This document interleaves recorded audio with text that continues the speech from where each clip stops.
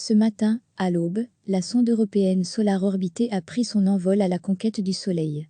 L'objectif de la mission, c'est de mieux comprendre le magnétisme très turbulent de notre étoile.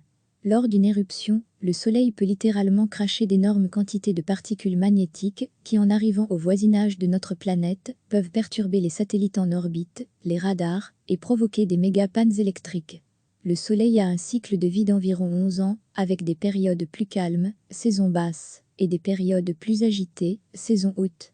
Ces éruptions et ces tempêtes solaires sont un peu dans l'espace, ce que sont les phénomènes climatiques que l'on connaît sur Terre comme les tempêtes de neige ou les orages. Et comme elles, ces tempêtes solaires peuvent provoquer des problèmes pour l'humain. Car nous sommes très dépendants par exemple des satellites en orbite pour nos télécommunications spatiales, nos GPS, notre météo, notre distribution d'énergie, communication terrestre, etc.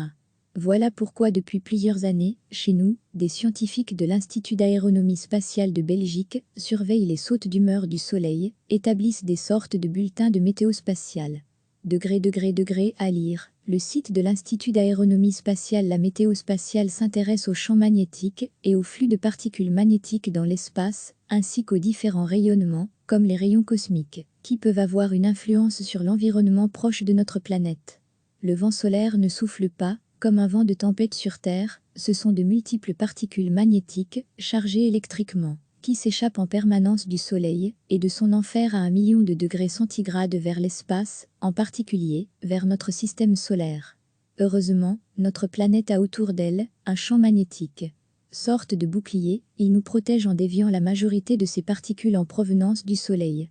Dans la région des pôles, le bouclier est plus faible et parfois les particules en question arrivent à passer, ce qui donne le très beau phénomène des aurores boréales. Si ces particules très chaudes et extrêmement rapides arrivent, en grand nombre, au voisinage de la Terre, par exemple, quand l'activité du Soleil est très intense, elles peuvent alors passer au travers de notre bouclier et déclencher ce qu'on appelle des orages magnétiques sur Terre. Normalement, les conséquences des tempêtes solaires se limitent aux satellites en orbite, mais dans des cas extrêmes, les effets peuvent se propager jusqu'au sol.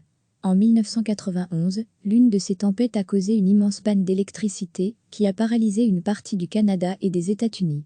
Les tempêtes solaires perturbent aussi les transmissions radio et peuvent même endommager des satellites, jusqu'à provoquer des pannes graves. Les particules magnétiques des vents solaires peuvent être comparées à un rayonnement radioactif. Recevez chaque matin l'essentiel de l'actualité.